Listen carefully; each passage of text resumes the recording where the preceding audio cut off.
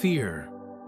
That heart-pounding, breath-stealing, skin-crawling feeling you can't escape. What if I told you? Fear is not just an emotion.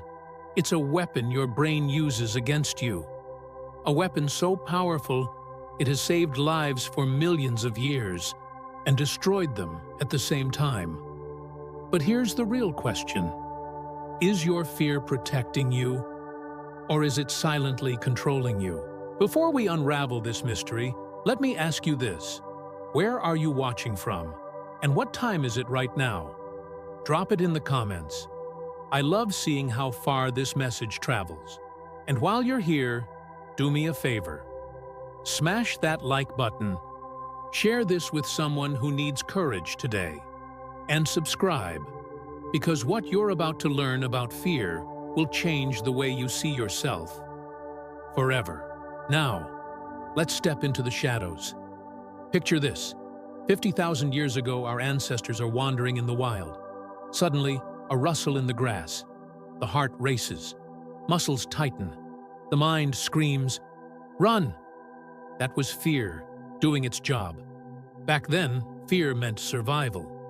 The caveman who ran from the tiger lived. The one who ignored fear didn't. Evolution rewarded fear. It carved it deep into our DNA. Fast forward to today. No tigers, no predators stalking us at night. And yet, your brain reacts to an exam, a job interview, or even a text message with the same primal panic. Why? Because fear is ancient software running in a modern world. Inside your brain sits a tiny almond-shaped structure called the amygdala. Think of it as your personal alarm system. The amygdala doesn't think, it doesn't analyze. Its job is simple: detect danger, sound the alarm. You see a shadow in the corner of your room. Your amygdala fires. Your pulse jumps. Adrenaline floods your veins.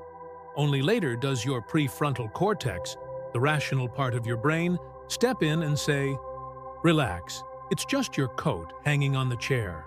But by then, your body has already felt the terror. This is why fear feels so uncontrollable. It bypasses logic. It's faster than thought. And sometimes, it lies.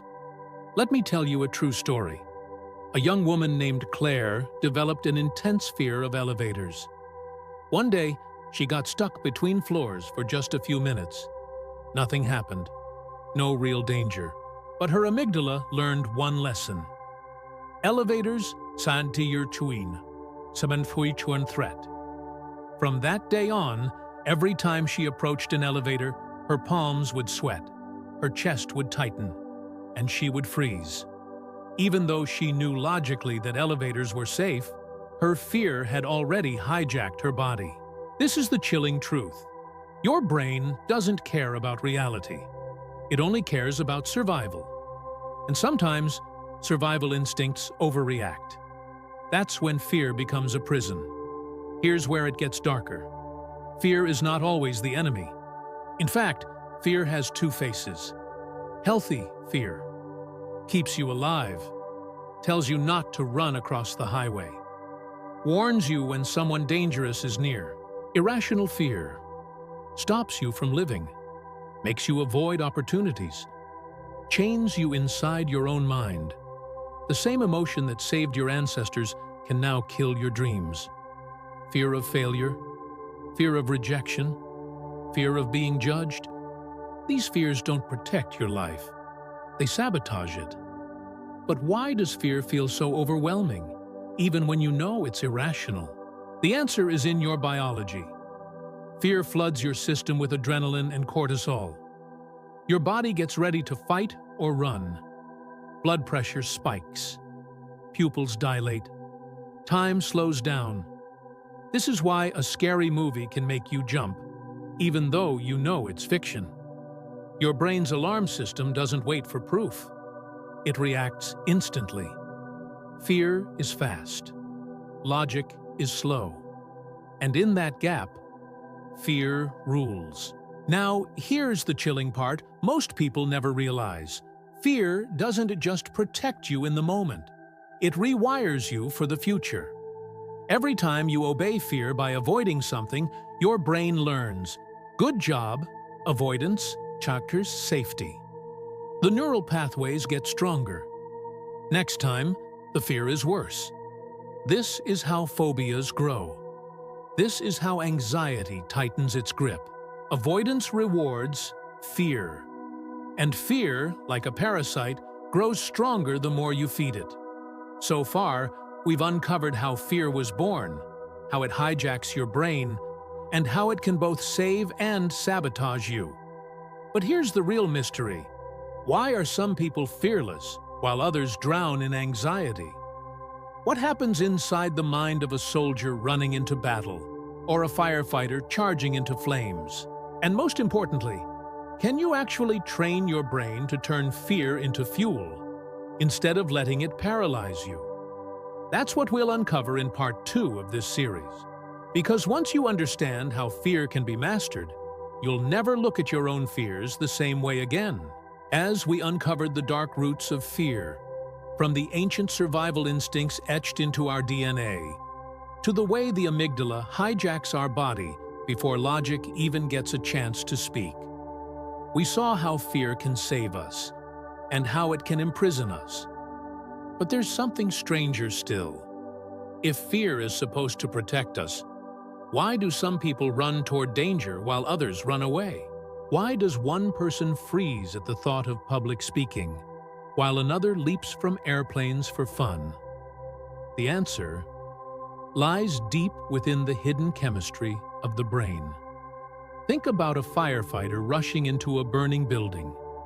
Smoke, flames, collapsing walls. Every instinct in the human brain should scream, "Run!" And yet, they charge in. Or the soldier who moves forward on a battlefield, bullets flying past his head. These people aren't reckless. They're not blind to danger. Instead, they've learned something most of us never do. Fear can be bent. Fear can be transformed. But how? Let's peel back the science. When your amygdala detects danger, your body releases adrenaline. This hormone is like rocket fuel for survival. Heartbeat speeds up, muscles tense, senses sharpen, pain dulls. In a split second, your body is transformed into a weapon, primed for fight or flight. Here's the twist. For some people, this storm of adrenaline feels unbearable, like being electrocuted from the inside. For others, it feels exhilarating. These are the adrenaline seekers, the skydivers, the stunt performers, the thrill junkies. Their brains interpret the adrenaline rush not as terror, but as excitement. But adrenaline is only half the story. Right after the surge of fear, the brain releases another chemical, dopamine, the reward molecule. This is why roller coasters are addictive, why horror movies are fun, why some people chase extreme sports. The brain takes the terror of fear and transforms it into pleasure. Think about it. The pounding heart, the sweaty palms, the trembling muscles, they're the same whether you're terrified or thrilled. The difference isn't in the body, it's in how the mind interprets it. Let me tell you about Alex Honnold, the legendary rock climber who scaled El Capitan, a 3,000-foot vertical cliff without ropes. One mistake, one slip, and he would have fallen to his death. Scientists actually scanned Alex's brain. What they found shocked them.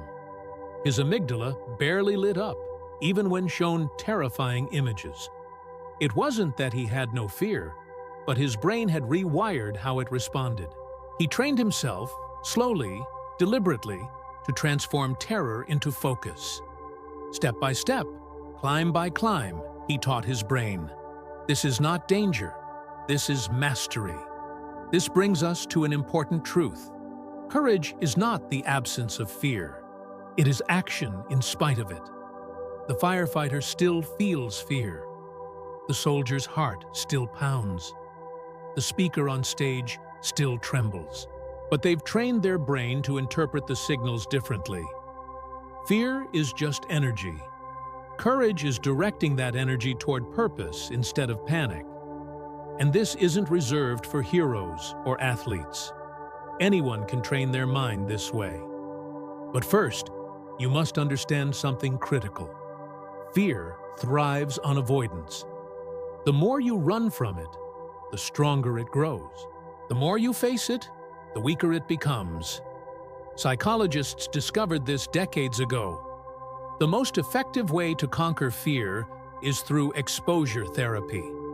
If someone is terrified of spiders, locking them in a room full of tarantulas won't help. It will traumatize them. But showing them a picture of a spider, then being in the same room as a small one, safely contained, then moving closer, step by step, that rewires the brain. Each time the amygdala screams, but nothing bad happens, the brain learns a new lesson. Maybe this isn't danger after all. Over time, fear loses its power. The same method works for public speaking, flying, social anxiety, even deep-rooted phobias. Now, here's the twist most people never realize. Fear is not just something to overcome. Fear can actually be a superpower. When harnessed, fear sharpens focus. It fuels preparation. It drives action. Imagine a student with no fear of failing an exam. They'd never study. Fear, in the right dose, creates discipline. The key is balance. Too much fear paralyzes. Too little fear leads to recklessness. But the right amount? That's where growth lives. So far, we've uncovered how fear can transform from terror to thrill, how courage isn't the absence of fear but mastery over it, and how exposure can rewire the brain. But here's the burning question that remains. If fear is so deeply wired into our survival, can we ever truly escape it?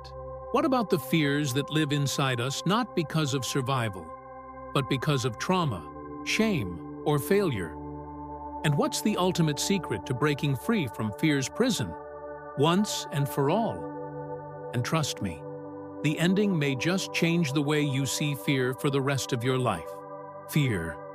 It's been our silent companion since the dawn of time. It has saved us from predators, sharpened our instincts, and carved itself deep into the human mind. But not all fear comes from lions or cliffs or flames. Some fears live quietly, hidden. The fear of rejection, the fear of failure, the fear of not being enough. These aren't about survival in the jungle. They're about survival in society. And for many of us, these are the fears that shape our entire lives. So here, in this final chapter, we'll step into the darkest corridors of the human mind. We'll ask, where do these hidden fears come from? How do they control us without us even noticing? And most importantly, how do we finally break free? Psychologists discovered that not all fear is born equal. Some fears protect your body. Others protect your ego. As children, our first fears are primal. Loud noises, separation, strangers. But as we grow, our fears adapt to the society around us. We learn that mistakes bring punishment, that rejection brings pain, that standing out brings shame. And slowly, fear becomes less about staying alive and more about staying accepted. This is why so many of us procrastinate, why we don't chase dreams, why we silence our voices in a crowded room. Because deep down, the brain whispers, if you fail, you won't belong. For some, fear runs even deeper, etched into the brain by trauma. A soldier who hears fireworks and feels like he's back on the battlefield. A survivor who avoids certain streets because of what happened there. Neuroscience shows that trauma can cause the amygdala to become overactive, firing alarms even when no real danger exists. The body reacts as if the past is still present. This is why trauma survivors often say, "I know I'm safe, But my body doesn't believe me. Trauma locks fear in place, and escaping it requires more than courage. It requires healing. But whether born of trauma or social conditioning, fear carries a heavy price. Fear shrinks our world. It convinces us to settle for less, to avoid risks, to choose comfort over growth. It robs us of relationships, careers, and opportunities. It whispers, "Stay small." And the most dangerous part? Fear doesn't always look like fear. Sometimes it disguises itself as perfectionism, procrastination, excuses, or anger. But underneath, it's the same thing: the mind's desperate attempt to avoid pain. So how do we escape? The answer is not to kill fear. That's impossible. Fear is part of us. The answer is to master fear. Here are the tools science gives us. Awareness. Name your fear. Neuroscience shows that when we label an emotion, we activate the rational part of the brain and weaken the amygdala's grip. Instead of saying, "I'm anxious," say, "I'm feeling fear because I might fail this presentation." Naming the enemy exposes it. Exposure. Step into the fear, slowly, deliberately. Each time, the brain rewires. Fear shrinks. Courage grows. Breath and body control. Fear hijacks the body first, but the body can fight back. Slow, deep breaths signal safety to the nervous system, calming the storm. Reframing. Remember adrenaline and dopamine? That same rush that feels like terror can be reframed as excitement. Change the story, and fear becomes fuel. Meaning, the ultimate weapon against fear is purpose. When your why is strong enough, fear loses its grip. A parent saving their child, a leader speaking truth, a dream that burns brighter than doubt. Meaning makes fear powerless. Let me tell you about Nelson Mandela, 27 years in prison. Darkness, isolation, cruelty. But when he was finally free, he said, "Courage is not the absence of fear. It's inspiring others to move beyond it."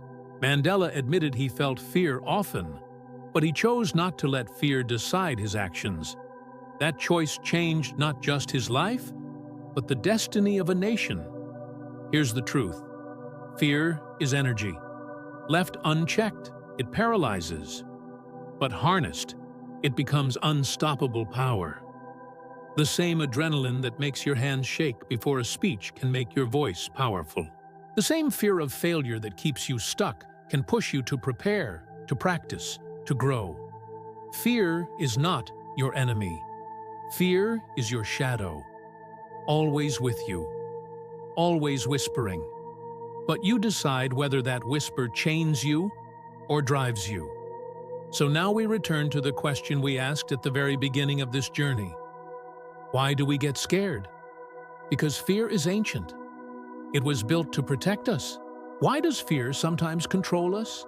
Because the brain confuses survival with acceptance, danger with rejection, past with present. Can we ever truly escape fear? No. And we shouldn't want to. The secret is not to erase fear. The secret is to make fear your ally. Imagine this. Every time you feel fear, instead of shrinking back, you lean forward. Instead of hearing "stop," you hear "go." Instead of fear holding you prisoner, it becomes the signal that you are exactly where you need to be, on the edge of growth. That's the psychology of fear. It's not a chain, it's a compass. So the next time your heart races, your palms sweat, your voice trembles, don't run, smile, because fear isn't there to stop you. It's there to show you that you're alive and that you're about to step into greatness. This has been the psychology of fear. If this journey opened your mind, share it, subscribe for more, and remember, courage isn't living without fear. Courage is dancing with it.